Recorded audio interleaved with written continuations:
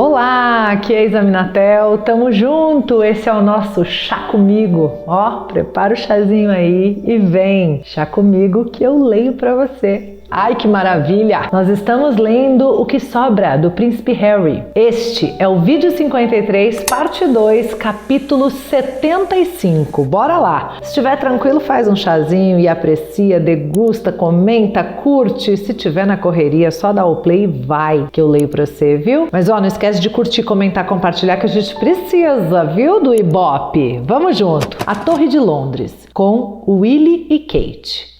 Agosto de 2014. A razão para nossa visita era uma instalação artística. Sobre um fosso seco havia dezenas de milhares de papoulas de cerâmica vermelha. Basicamente, a ideia era que 888.246 papoulas como aquelas fossem espalhadas ali, uma para cada soldado da comunidade britânica morto na Grande Guerra. O 100º aniversário do início da guerra era comemorado em toda a Europa. Além da beleza extraordinária, a instalação era um jeito diferente de visualizar a carnificina da guerra, de visualizar a morte em si, na verdade. Fiquei chocado. Tantas vidas, tantas famílias. Para piorar, essa visita à torre aconteceu 3 semanas antes do aniversário de morte da mamãe. E eu sempre fiz uma associação entre ela e a Grande Guerra, pois o aniversário dela, 1º de julho, que também era o começo da Batalha do Somme, tinha sido o dia mais sanguinolento da guerra, o dia mais sangrento da história do exército britânico. Nos campos de Flandres, as papoulas florescem. Todas essas coisas convergiam no meu coração e na minha cabeça em frente à torre, quando alguém deu um passo adiante, me entregou uma papoula e disse para depositá-la no fosso. Os artistas que criaram a instalação queriam que cada papoula fosse posta na instalação por uma pessoa viva. Milhares de voluntários já haviam colaborado até então. Willie e Kate também receberam papoulas para pôr onde quisessem. Depois que terminamos, nós 3 nos afastamos, perdidos em pensamentos. Creio que foi só nesse momento que o condestável da torre apareceu. Nos cumprimentou, nos falou das papoulas, de como haviam se tornado o símbolo britânico da guerra. Era a única coisa que florescia naqueles campos de batalha encharcados de sangue, explicou o condestável, que era ninguém mais, ninguém menos que o general Danat, o homem que tinha me mandado de volta para a guerra. Realmente, tudo convergia. Ele perguntou se não gostaríamos de fazer um breve passeio pela torre. É claro, respondemos. Subimos e descemos os degraus pronunciados da torre. Espiamos seus cantinhos escuros e logo nos deparamos com uma vidraça grossa. Atrás dela havia joias deslumbrantes, inclusive a coroa.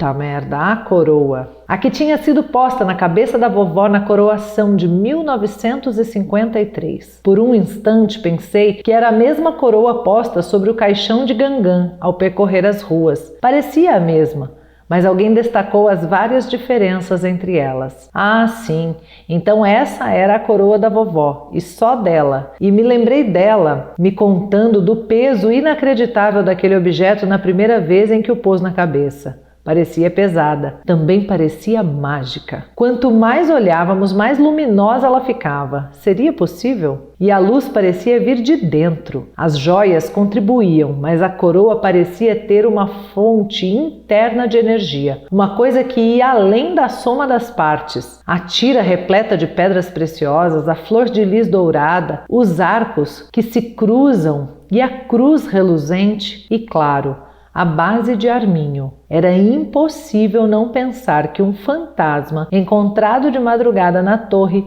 teria um brilho semelhante. Eu movimentava os olhos devagar, apreciando de cima a baixo. A coroa era uma maravilha, uma obra de arte transcendental e evocativa, assim como as papoulas. Mas naquele momento eu só conseguia pensar que era trágico que ficasse trancada naquela torre. Mais um prisioneiro. Que desperdício, eu disse a Willie e Kate. E eles, segundo me lembro, não falaram nada. Talvez estivessem olhando a faixa de arminho, se lembrando dos meus comentários no casamento. Talvez não. Capítulo 76. Passadas algumas semanas, depois de mais de um ano de conversas e planejamento, ideias e preocupações, 7.000 fãs se amontoaram no Parque Olímpico Rainha Elizabeth para a cerimônia de abertura. Os Jogos Invictus nasciam. Ficara decidido que International Warrior Games era um trava-língua, um nome complicado. Um inteligente membro da Marinha do Reino Unido então bolou essa alternativa bem melhor. Assim que ele o sugeriu, todos exclamamos, mas é claro, por causa do poema do William Ernest Henley. Todos os britânicos conhecem esse poema. Muitos sabem o primeiro verso de cor. Do fundo desta noite que me envolve, e que criança não se deparou nenhuma vez sequer com esses últimos versos tão sonoros? Sou o dono do meu destino, sou o capitão da minha alma. Minutos antes do meu discurso na cerimônia de abertura, eu estava na coxia, segurando fichas nas mãos, visivelmente trêmulas. Diante de mim,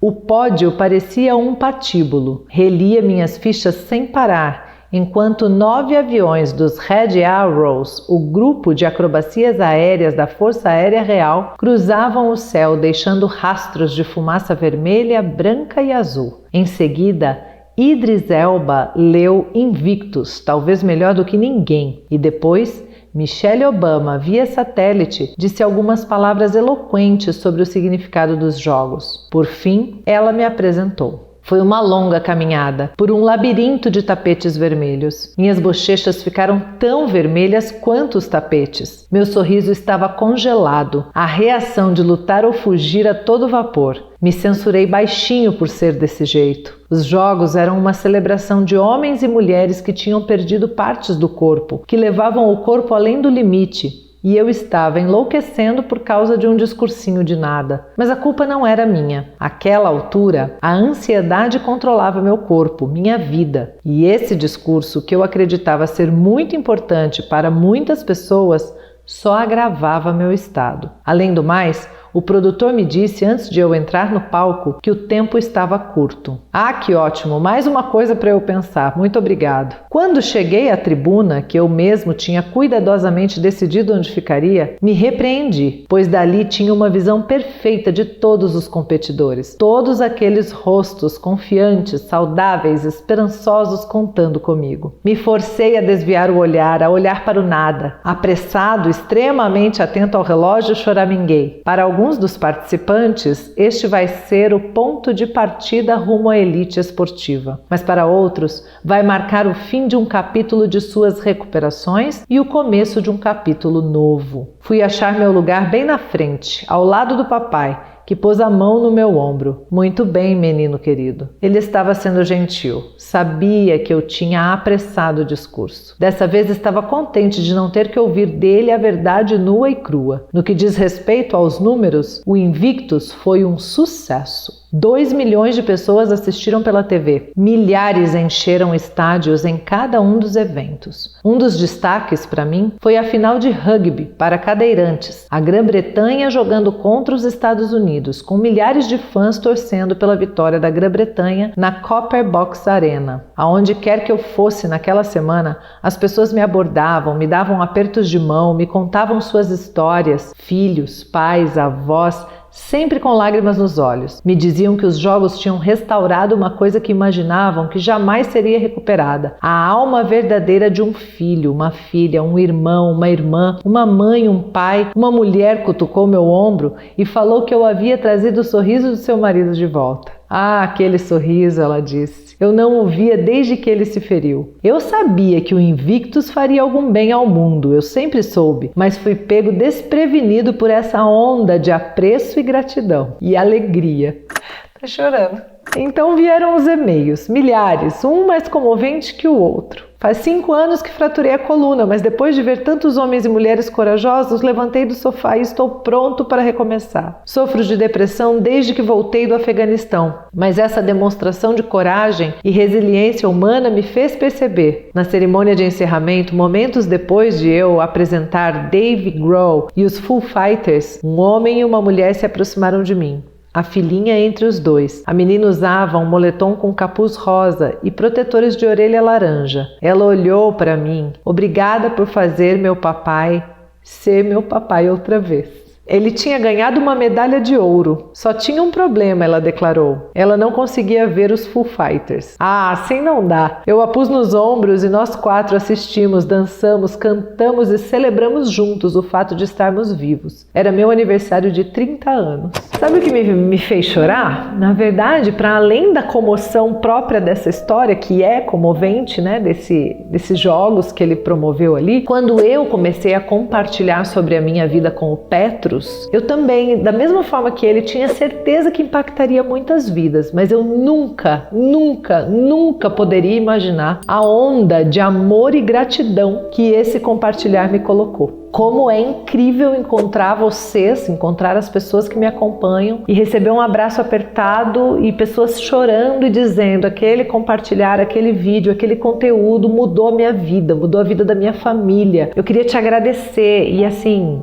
é surreal, gente. Eu nunca, nem nos meus melhores sonhos poderia imaginar coisa tão linda. Existe uma parte do meu trabalho que dinheiro nenhum no mundo paga, e é essa parte. Então, assim, eu só posso agradecer a Deus por fazer parte desse projeto que Ele tem, porque Ele é um projeto muito maior do que o meu, né? E eu faço parte, então eu sou muito grata. E quando ele falou isso aqui, eu me remeti a essa sensação que eu compartilho também, de uma maneira interessante, parecida. Capítulo 77. Pouco depois dos jogos, informei ao palácio que deixaria o exército. Elf elaborou junto comigo o anúncio público. Era difícil escolher as palavras certas para explicar a decisão à população. Talvez porque eu estivesse com dificuldade de explicá-la a mim mesmo. Pensando agora, entendo que era uma decisão difícil de pôr em palavras, porque já não era uma decisão, era hora. Mas hora de quê exatamente, além de deixar o exército? Dali em diante eu seria o que nunca tinha sido, um membro da família real em tempo integral. Como eu faria isso? E era isso que eu desejava ser? Numa vida inteira de crises existenciais, essa foi uma chateação. Quem você é quando não pode mais ser o que sempre foi? A coisa que foi treinado para ser? Então, um dia tive um vislumbre da resposta. Era uma terça-feira fresca. Eu andava perto da Torre de Londres. Estava no meio da rua e de repente ele veio, pisando firme, o jovem Ben, o soldado com quem eu tinha voltado do Afeganistão em 2008. O soldado que eu tinha visitado e aplaudido quando escalava um paredão com sua nova perna protética. 6 anos depois daquele voo, como prometido, ele corria uma maratona. Não a maratona de Londres, que por si só já seria um milagre. Ele corria sua própria maratona, por um caminho que tinha inventado sozinho, num trajeto que desenhava uma papoula no mapa do centro de Londres. Eram impressionantes 50 quilômetros e ele tinha feito o circuito inteiro para arrecadar fundos e conscientizar as pessoas e acelerar batimentos cardíacos. Estou chocado, ele disse ao me encontrar ali. Você está chocado? Indaguei. Então somos dois. Vê-lo ali ainda um soldado, apesar de já não ser mais um soldado? Essa era a resposta ao quebra-cabeça com o qual eu vinha lutando havia tempos. Pergunta: como deixar de ser soldado se ser soldado foi a única coisa que você já foi ou quis ser? Resposta: impossível. Mesmo quando se deixa de ser soldado, não se deixa de ser soldado. Nunca.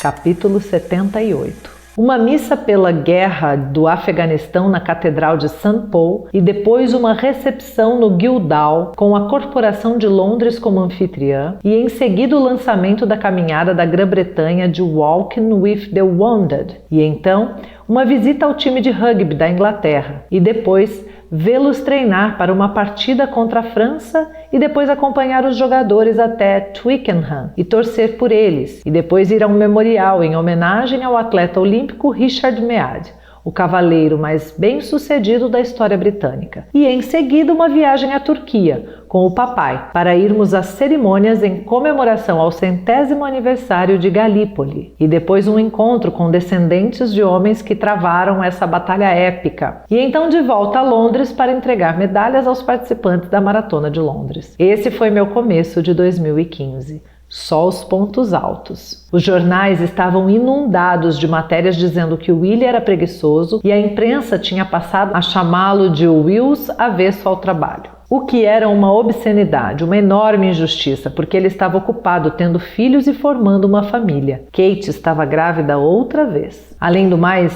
Ele ainda estava endividado com papai, que controlava as finanças. Fazia tudo o que papai queria que ele fizesse, o que às vezes não era muito, pois papai e Camila não queriam que o Willie e Kate ganhassem tanta visibilidade. Papai e Camila não gostavam que o Willie e Kate desviassem a atenção deles e das causas que apoiavam. Tinham repreendido o Willie abertamente quanto a isso inúmeras vezes. Um bom exemplo, o assessor de imprensa do papai criticou a equipe de Willie quando marcaram uma visita de Kate a um clube de tênis no mesmo dia em que papai tinha um compromisso. Depois de ouvir que era tarde demais para que a visita fosse desmarcada, o assessor do papai avisou: então tratem de não fazer nenhuma foto em que a duquesa esteja com uma raquete na mão. Uma foto tão triunfal, tão cativante, sem dúvida, tiraria papai e Camila das primeiras páginas. E isso, afinal, seria intolerável. Willie me contou que ele e Kate se sentiam sem saída e injustamente perseguidos pela imprensa e pelo papai e pela Camila. Portanto, senti certa necessidade de carregar o estandarte por nós três em 2015. Mas, por egoísmo, tampouco queria que a imprensa fosse atrás de mim. Ser chamado de preguiçoso, eu estremecia. Não queria que essa palavra jamais fosse vinculada ao meu nome. A imprensa tinha passado boa parte da minha vida me chamando de burro e rebelde e racista, mas se tivessem a audácia de me chamar de preguiçoso,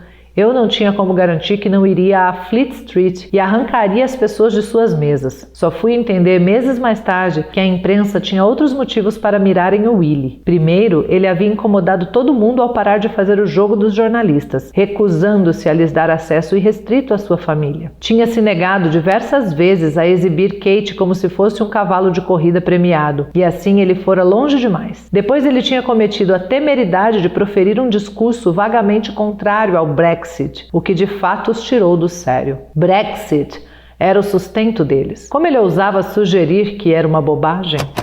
E aí a gente termina então essa parte com esse relato sobre como a vida do irmão também era bem complicada. Aliás, a vida de todo esse povo aí, né, gente? Com câmeras dia todo, noite toda, vida inteira. Que dor, que difícil. Mas vamos que vamos. Que a vida continua, a leitura também, e o livro tá uma delícia, não tá? Eu tô adorando e me deliciando com os comentários de vocês, viu? Vamos junto? Chá comigo, que eu leio pra você. Beijo grande, até a próxima. Tchau!